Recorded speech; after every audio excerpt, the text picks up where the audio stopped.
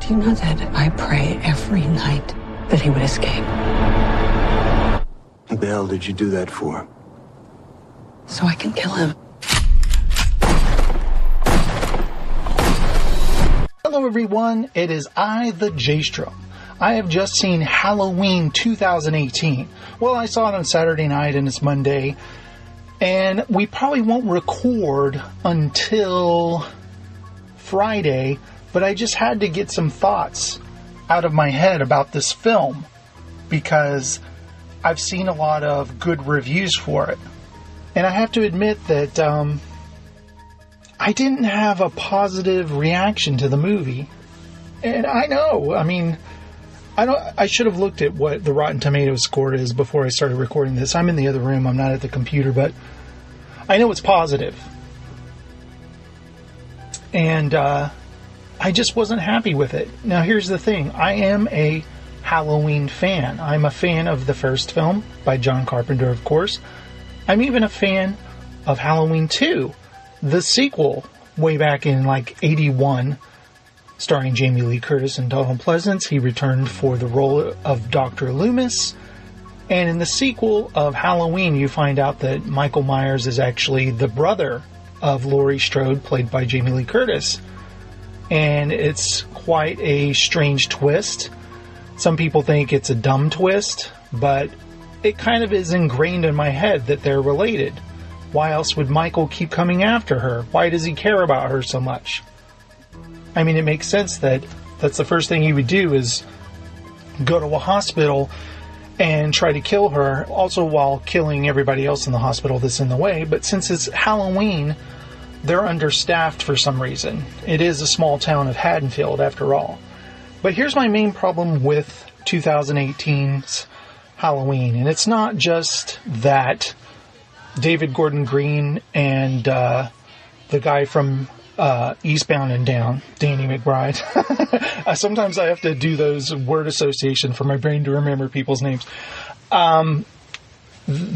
We saw the whole spiel. We've heard it that they're not going to acknowledge that there were any sequels to Halloween. This is a direct sequel to the first film. And it's like, whoa, holy shit. And I remember that first trailer looked pretty damn good. Michael, he's in an institution. He's been locked up for years, but now he's gonna get out and he's coming after Jamie Lee Curtis. But she's like Linda Hamilton in Terminator. She's a badass. She's a survivalist. She has guns. She shoots at mannequins. But that setup, while sounding pretty badass and cool, is not exactly what we get. Jamie Lee Curtis is not even a main character in this film, it feels like. She's barely in the film. And that part kind of gets on my nerves. But anyway, here's the thing. Michael Myers is the Shape in Halloween and Halloween 2. And I'm still hung up on this that Halloween 2 doesn't matter anymore. So in this new version, they're not related. In fact, Michael just he escaped in the first film. He had a night where he saw I believe he visits his old home, the Myers house, that is a haunted house nobody goes to. When Laurie delivers a key because someone's going to come and look at the house and her parents are realtors. Makes a lot of sense. So Michael Myers is there in the house and he sees her talking to a little boy, Tommy, who she babysits. And so he starts following her all day. He follows her all the way to school. He watches her from the street as she's in her class. It's a great scene where she looks over. She thinks she sees the Shape staring at her. Then she looks back and he's gone. They even mimic that scene in the 2018 version where Laurie Strode's granddaughter is in class. She looks outside and there's her grandmother, Laurie Strode. Then she looks back and her grandmother's gone, which I thought was kind of silly. She's like the Shape now. She's like Michael Myers. But, it was just kind of an acknowledgement of a scene from an earlier movie. They even have a scene mimicking a shot from Halloween 2, even though Halloween 2 doesn't exist anymore, where these two kids walk and he's got a boombox in modern day, which kids don't really carry around anymore. It makes no sense he has it. And he runs into Michael Myers. And he looks up and he's like, oh, and he gets out of the way and Michael Myers starts walking.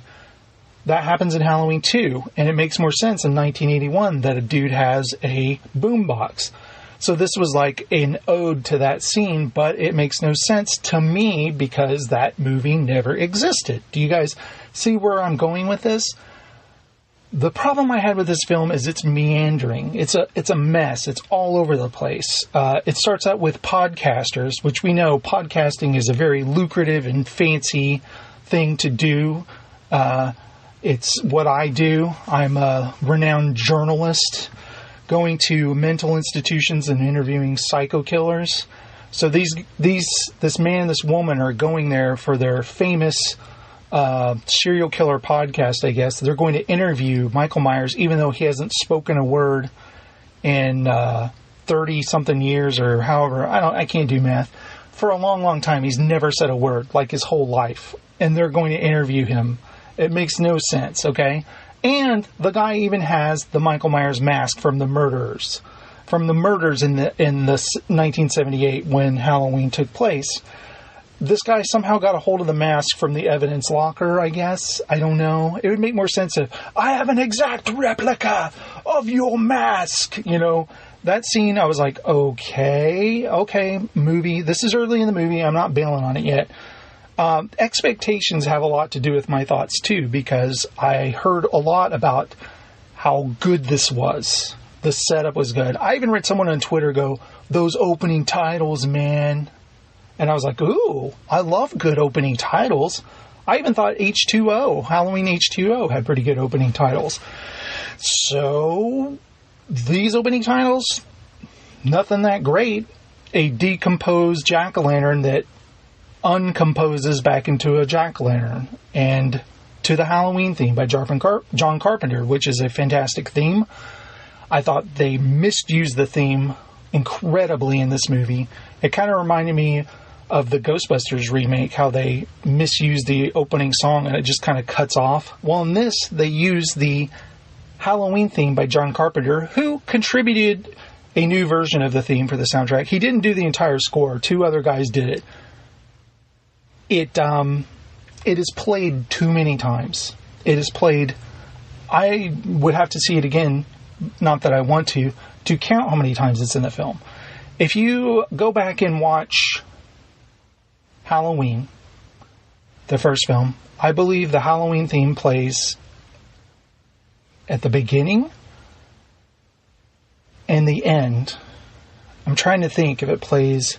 No, it plays 3 times. There's a part where he's walking, following Tommy home from school. I believe it plays then. So it's 3 times.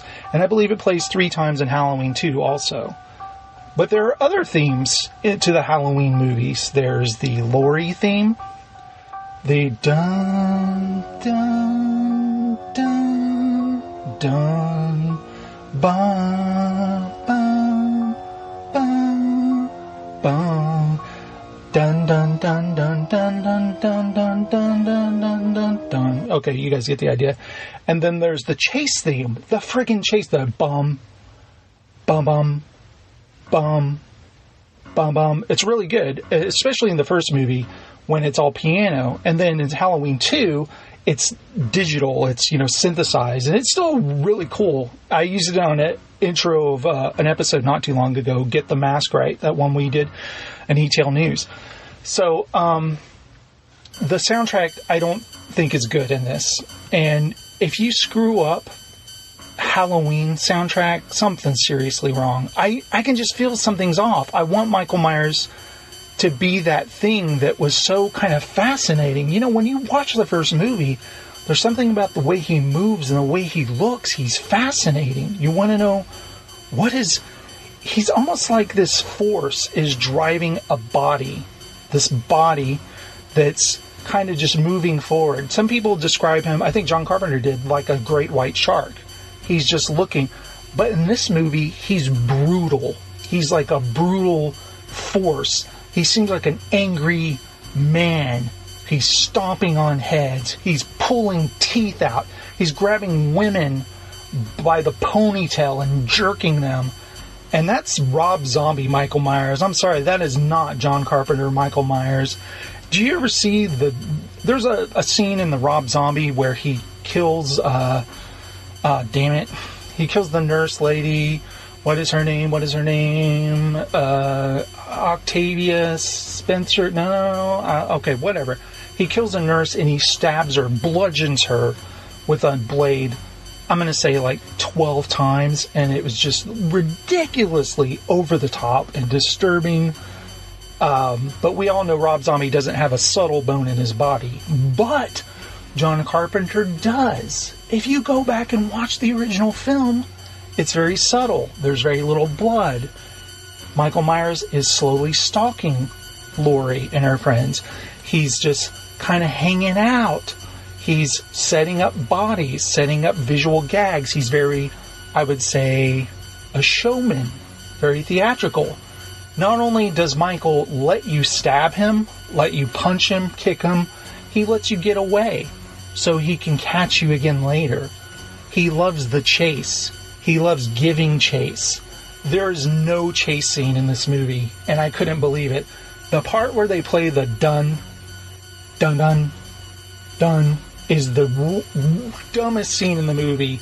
It's with Jamie Lee Curtis's son-in-law. Her daughter, played by Judy Greer, who does a great job. Her husband, he's like, hey, the police are, let me go out there. Hey, you guys heard anything? And Michael Myers is there to choke him. Even though he's got a gun, he doesn't get to fire it off.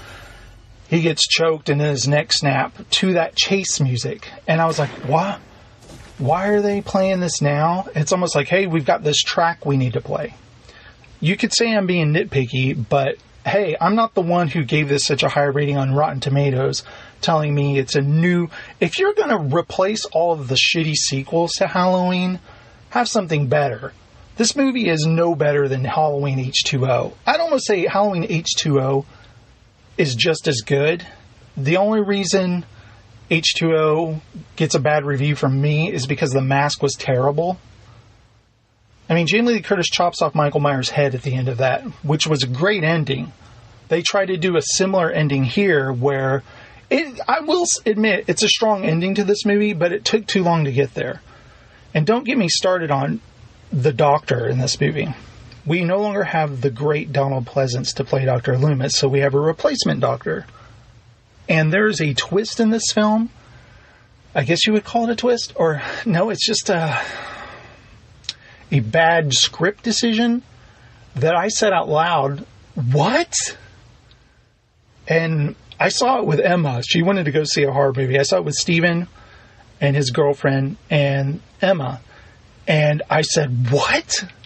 Like, I was so confused. Like, why is this happening? What? And the movie had already lost me at that point anyway, because there's one thing Michael Myers in the films, he stalks these babysitters, teenage girls, and then he kills them or whatever. But there's a scene where Michael Myers kills a little boy where the movie totally lost me. I was like, I'm out. It just bothered me. I was like, why did that scene need to happen? It didn't. If you go back and watch it, there's no reason that scene needed to happen. Was it supposed to shock us? There's even a scene where Michael Myers wanders into a woman's house and bludgeons her to death with a hammer, which we don't see. It's off screen. We just hear the thuds. Then the camera follows him. You see the woman is dead on the table, and you hear a baby crying. And Michael Myers picks up a butcher knife from the kitchen, and he starts walking in the room where the baby is. And I'm like, if they kill this baby, I'm taking Emma, we're leaving. I've had enough of this. This is bullshit. This is some Rob Zombie shit right here. But he spares the child. Maybe the director is like, that'd be too much. We've already killed a little boy.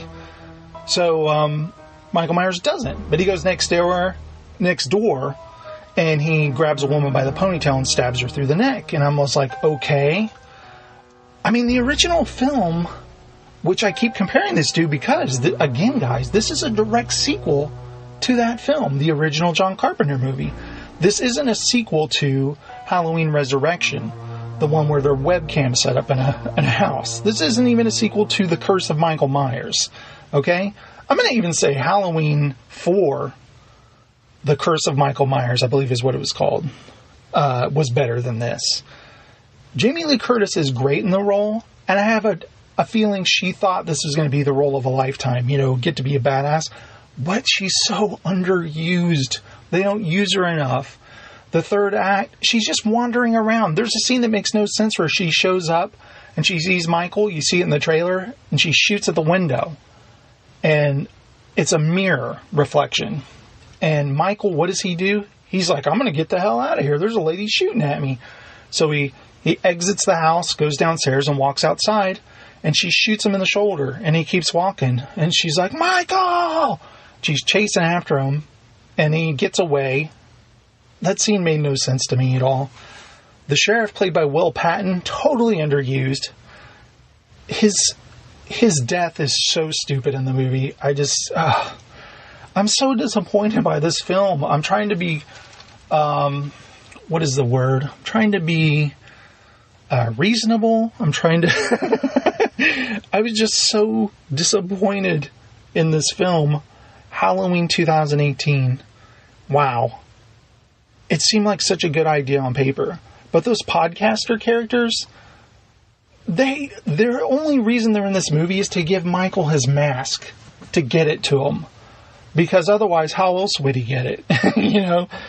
And they're out of the picture so quickly. And that scene, I was just kind of like, okay.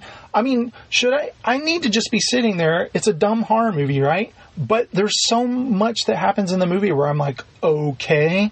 There's a scene where Jamie Lee Curtis's granddaughter, no doubt Michael's going to come after her, right? But she's got this grandmother waiting for Michael's return. She'll be able to call her and tell her to come to safety.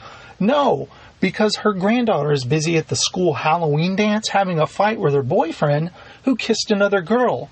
And what does he do? She wants to call and to be picked up because she can't handle his cheating ass. He takes her phone, her smartphone, which is expensive, like what, $1,000 iPhone. He throws it into a bowl of ranch dip.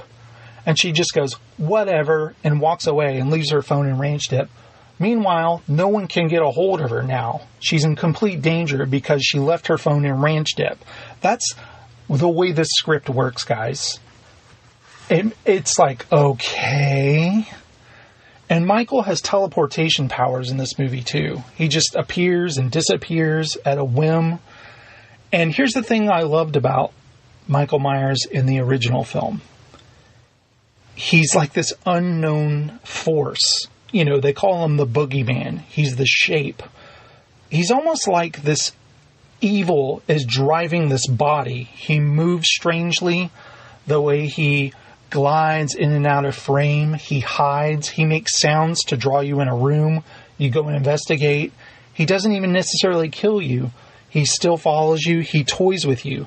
After he kills someone, he puts their body somewhere in order for it to block an exit. That's what I love. There's a part where Lori, she goes across the street when her friend is being a goofball on the phone. She thinks her friend is really being strangled by Michael Myers, who dressed up like a ghost. He put a sheet over his head. She thinks it's her boyfriend. She turns her back to him, mad at him, and he comes up behind her and strangles her with her phone cord. Lori's not sure what's going on, so she goes to investigate. Well, when he starts chasing her, he's closed off different exits to the house, and he even puts a body to freak her out to not go in that direction. It's pretty smart, and it's creative. In this movie, he's like a bull in a china shop. He's pulling people's teeth out. He's stomping on their heads. He's not doing anything creative. It's just not the same Mike Myers from Wayne's World that I know. Oh, wait, I mean Halloween that I know. And I did that on purpose, just so you know. But I thought it would be good to kind of record my thoughts about this. I haven't done a show in a while. Hopefully Steve and I will record this Friday, but I wanted to give you guys something to listen to. This does have spoilers in it, but who gives a shit? I mean, to take it from Bill, hey, the movie sucks. Who cares if I spoil it for you? That's always the way I feel. But I will not spoil the ending to this film, because it is the best part. But at the same time, afterwards, I was like, yeah, it's the best part, but too bad the whole movie sucked up until that point. Ugh, guys, so disappointed. I'm not overly critical, But I happen to be a fan of the Halloween films, and I'm a fan of Michael Myers. This movie is not good. I will take Halloween 2 from the 80s over this any day of the week, and that's not even that great a movie. They did the sequel thing that Jamie Kennedy talks about in Scream, like, we gotta kill twice as many people. There's gotta be more blood. But Michael Myers was still Michael Myers in that. He still had the movements. He still had the elaborate way he would stalk you. He would let you get away. There's a great scene in Halloween 2 where he's got Laurie dead to rights. She's on an elevator hitting the button. He sticks his hand in the door, but then he just gives up. He's like, no, I'm going to let you go for now. And she gets away, but just in time for her to scream for help in the parking lot, he shows up again, and there he is, coming after her, walking very slowly, and she is just trying to stand up to get away. She's lost so much blood from pulling her IV out that she is losing consciousness, and she's just trying to struggle to get free. That scene with the music, it's like, get up, get up. That's another thing about this new movie. There is no tension whatsoever. There is not. There's a scene where she goes looking for Michael in her house, but I was like, what is going on? She walks into a room full of mannequins, and the only thing I could think is, why does she have this room in her house full of mannequins? I mean, I know what you're going to say, because she uses them for target practice. Let's keep them out back. What do you need them in a bedroom for? You know what I'm saying?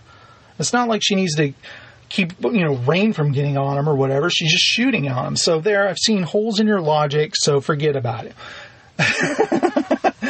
There's just so much that this movie... David Gordon Green, I know, he did Your Highness and all those other movies, Pineapple Express. I don't think he was right for this film at all. There's scenes that are obviously played for comedic effect. The more you think about them, they're not that funny. The dad isn't funny. There's a part he's like, oh, I got peanut butter on my penis, like on his pants or something. I'm like, why would he say that in front of his daughter? I wouldn't say that word in front of my daughter. What the hell's wrong with this guy? Oh, I know. They improvised this scene. They said, hey, just do whatever you want. Nobody cares. And he's like, hey, I got peanut butter on my penis. And they're like, that's great. Let's cut that, print it. It's in the final film. Makes no sense. There's a part where two cops are talking about what they have for their lunch, I guess, in the middle of the night. It's the middle of the night, and they're talking about their lunches they packed. It's supposed to be funny. It's not. God, they missed the mark on this. It's making so much money. It's getting such good reviews, and I don't know why. I have to admit, before I saw the film, I was going to see it last Friday, and I was excited about it, right? I was like, oh man, I can't wait to see this. But there were a couple of reviews that I saw of people I trust, one of them being Drew McWeeny, that was like, oh, yeah, this is just another Halloween sequel, you guys. It's nothing special. And I was like, oh no, because I thought it would be something special. So actually my excitement died down a little, and I ended up seeing this weekend. By the way, Steven paid for my ticket and for Emma's for her birthday present. It was very nice of him. I said, thank you very much for the birthday present, but this movie sucked. Nothing on you, man. I really appreciate the present. But, it's just that I knew to be on guard a little, maybe, but you guys, I have a movie-going philosophy, and that is, let the movie come to you, and I did that. I sat there. I reclined in the chair, and I let the movie come to me, and you know what? The movie that came to me, not good. Not good. And it doesn't deserve this box office, because they're going to make another shitty sequel, just like they did before. And John Carpenter was right. He wasn't very interested in Halloween 2. There's a documentary you can watch on it, on the making of it on YouTube. Just search Halloween 2, the making of. He just took the money. He took the paycheck. He wrote the sequel with Deborah Hill, his producer. They came up with the idea that Michael is actually related to Laurie, and that's why he wants to go after her in the second film. I mean, it picks up right after the last movie ended. And it's more compelling than this. And you know what? In fact, if you watch the end of Halloween 2, they get rid of Michael. Laurie shoots him in both eyes. blinds him. Dr. Loomis releases oxygen tanks. You know, he's going, and he raises his lighter and he goes, "It's time, Michael." And he lights his lighter. Room blows up. Lori gets away. She's hiding, and all of a sudden you hear the music again. Dun, dun. And here comes Michael, completely engulfed in flames. And you're like, are you kidding me? He's still going? He's engulfed in flames? And then finally, he falls to the ground, dead. And you see the fire just eating through the mask, you know, and he's gone. He's a pile of ash. And you know, that was John Carpenter right there going, I'm done with these movies. Let's move on. So later on, when they decided to make Halloween 4, because Season of the Witch had nothing to do with Michael Myers, except for an early scene in that involving ashes, Halloween 4, they didn't have the mask anymore. So they had to come up with their own, which looked terrible. And then the next movie looked terrible. And then the next movie looked awful. And then the next movie looked terrible. It's never looked right. I will give this to Halloween 2018. The mask has never looked better than it did since Halloween 2. Halloween 2 still looked better than this one.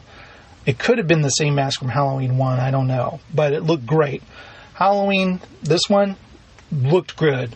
I will say that. I'll give thumbs up to this mask. It looked better than it has in years and years and years. Just go back and look at the mask for Halloween Resurrection, guys. Holy shit. So anyway, I've talked long enough about this. I hope you guys enjoyed my talk about Halloween 2018, the mediocre film. It was okay, guys. Here's the thing, though. I turned to my daughter. This is the second horror movie. Well, she said third. She's seen It now in theaters. She's seen A Quiet Place in the theater. And now she's seen Halloween. And she said, that was awesome. And I was like, oh, you liked it? She was like, yeah, that was really scary at the end there. And I was like, yeah, it was. You know, and I kind of held my tongue a little bit because I'm not going to stomp on her fun at all. I'm not a jerk. But I was just thinking in my head on the drive home, I'm like, yeah, good times. Still, there's that one part with the doctor. If you've seen the movie, you know what I'm talking about. What the hell was going on there? I mean, seriously. I'm sure there'll be things I'll think of after I'm done with this, but, oh man. Like I said, Jamie Lee Curtis, good. Judy Greer, good. Even the granddaughter, she's fine. The guy who's the son-in-law, he's the Wiz, isn't he? Isn't he the guy from Seinfeld? I'm the Wiz! I'm the Wiz! I swear it's that guy. Will Patton, who I said was underused in the film, he's always good. The guy they got to be Michael Myers, now I know what you're going to say, Jason, they got Nick Castle. No, they did. Nick Castle was in a few select scenes, but he's not in the entire film. He probably showed up on set for a day, you guys. He looks like this hulking brute, which is not what Michael Myers is supposed to look at. He hasn't been exercising in the mental home. He's catatonic. He doesn't say a word. So he wouldn't be this hulking brute stomping on heads the way he is. It's just, they got it all wrong. I think they couldn't get Rob Zombie's films out of their head or something. Let me do the next one. I can do it better, okay? Let's do a remake. No, not a remake. Not another remake. We let Rob Zombie do that. He totally screwed this up. No, I'm kidding. Maybe they should just let Michael Myers go away. Let him make another Wayne's World. Oh, wait, I'm confusing things, aren't I? I'm doing it on purpose, guys. But anyway, I hope you guys enjoyed my rambling thoughts on Halloween 2018. And thank you for listening. See you guys next time. What's the boogeyman? As a matter of fact, it was. What a great story. Now this is podcasting. Casting.